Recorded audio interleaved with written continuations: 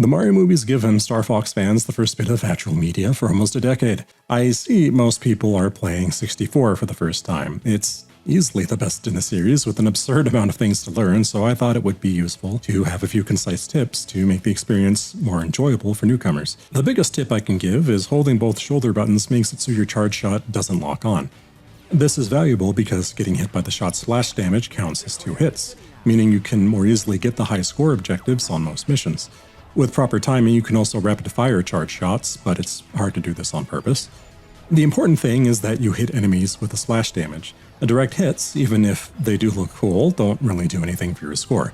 But when you do need to do damage to something with a health bar, firing rapidly is the best way to go. Bosses give a higher score the faster you kill them, and there's 2 ways to shoot. Mashing is the best way in terms of damage output, but it's the worst way in terms of your poor hand. You need to do it insanely fast for it to make a difference. For instance, this is how fast I can mash, and this really hurts to do. So it's best to fire in a rhythm. You shoot 3 shots if you hold the button down, so if you can just get the rhythm right, it's the best way to do damage without risking carpal tunnel. Another thing that's tempting to do is a U-turn when you're trying to turn around in all range mode. The most convenient way to turn around is actually just to brake, bank in the direction you want to go, and then turn. Oh, and if you're struggling with the Star Wolf missions, you can actually skip their intro and take pot shots at them. Anyway, I brought up the score, and when the hit score turns red, that means you got the medal for that area. You can only get a medal if all your squad mates are alive, though. Getting all medals unlocks Expert mode and a pair of shades for Fox. Expert changes a few levels, but mostly makes bosses tankier, and you take more damage on top of your wings being held to your ship with hopes and prayers.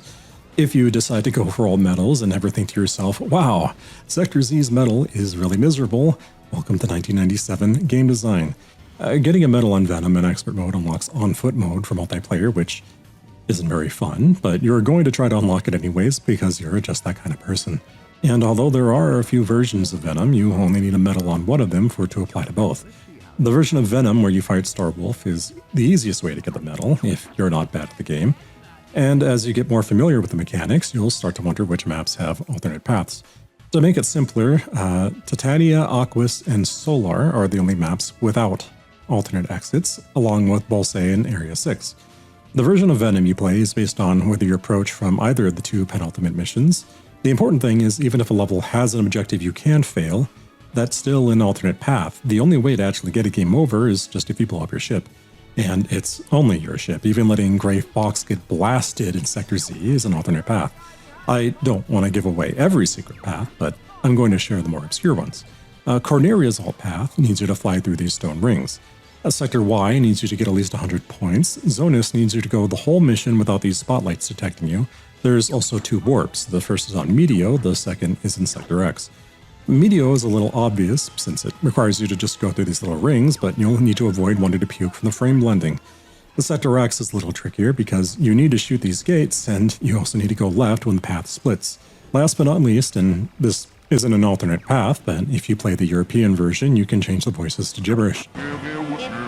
Starfox 64 is definitely the highlight of the series, and honestly, if you play this, you've essentially played 4 games of the franchise. If you want a suggestion for the next game to play, I'd really recommend Starfox Assault. I do the opposite of recommend for Starfox Adventures.